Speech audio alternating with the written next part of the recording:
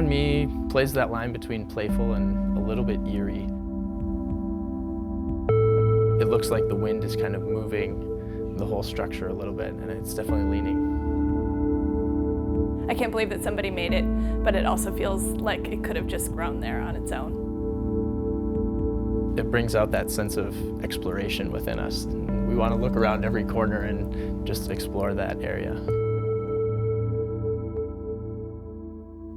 Well, it's a sculpture that consists of 5 structures made out of sticks, and it's only out of sticks. There's no other material.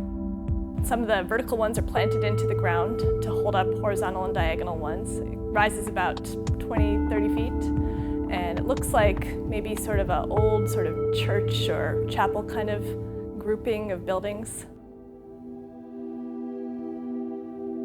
Patrick Dougherty is an internationally recognized artist known for making these large-scale, monumental stick sculptures all around the world.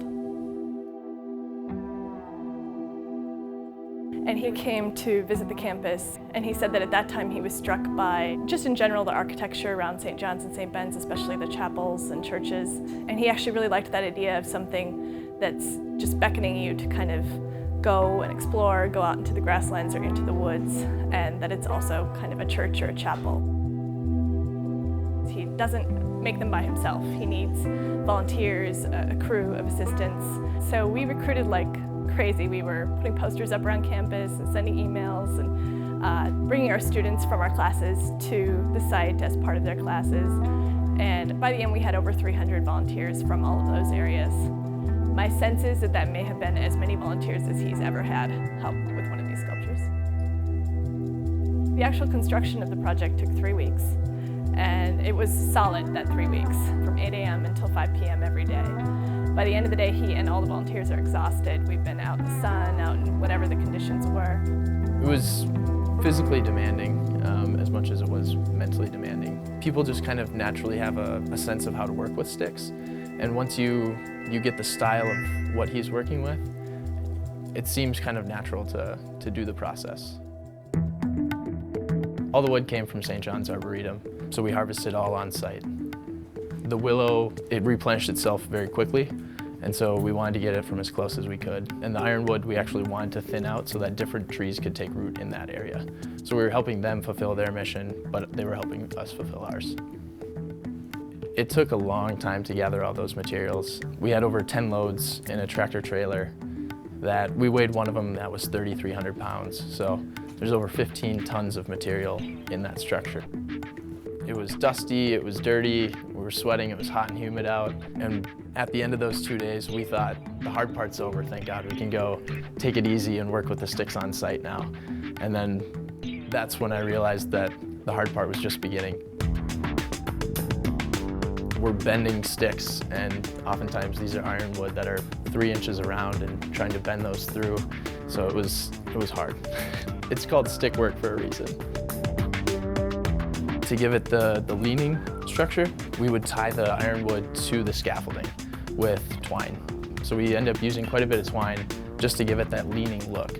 And then once we put in lots of other ironwood and more willow, the tension held it together and we removed all the twine. It's a very solid structure. I'm pretty confident you could drive a truck into it and it would not move. The only thing that'll take it down is time.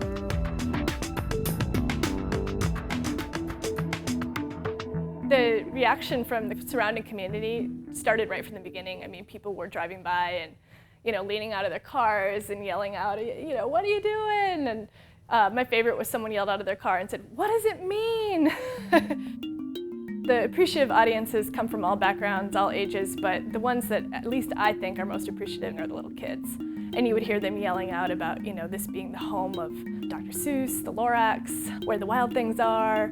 Some of them got really into fairy tales they connected it to, and they all had questions about how did we do it and what kind of wood was it. So I felt like they were learning about issues of sustainability and art in this indirect way.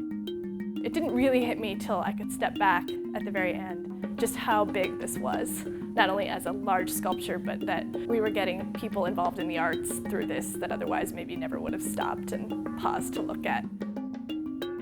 To me, the significance of Lean on Me is evidence of the way that we maybe aren't as far from the process of building beauty out of the materials around us as we might think we are.